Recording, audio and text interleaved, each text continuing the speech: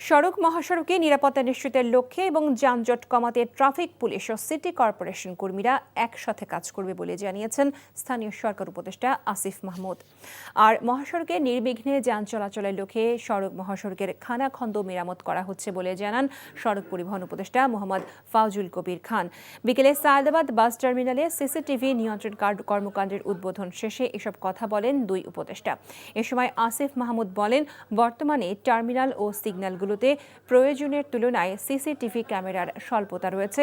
দ্রুততম সময়ের মধ্যে এখনকার চেয়ে 3 গুণ সিসিটিভি ক্যামেরা স্থাপন করার পরিকল্পনা রয়েছে। বাস মালিক ও শ্রমিক সংগঠনগুলোর সাথে কথা বলে সড়কে শৃঙ্খলা বজায় রাখতে কাজ করা হচ্ছে বলেও তিনি জানান। সিটি কর্পোরেশনের যারা কর্মকর্তা আছেন, আমরা অভিযোগ পেলাম এখানকার যারা বাস মালিক আছেন তাদের থেকে যে তাদের অ্যাক্টিভিটি একটু কম, তাদের রেসপন্স পাওয়া যায় না। আমরা সেক্ষেত্রেও তাদেরকে অ্যাক্টিভেট করার এবং এখানে আরও ভালো কর্মকর্তা দেওয়া যারা আসলে এখানকার সমস্যাগুলো সমাধান করতে পারবে সেই উদ্যোগগুলো নিব। রাস্তায় অনেক জায়গায় মেরামত দরকার ছিল, সেগুলো আমরা মেরামতগুলো দ্রুত যতটা করা সম্ভব ততটা করছি, যাতে ট্রাফিক জ্যামটা না হয়। এইটা একটা কাজ আমরা করছি এবং যেগুলো আনফিনিশড আছে সেগুলো আজকে অথবা কালকের মধ্যে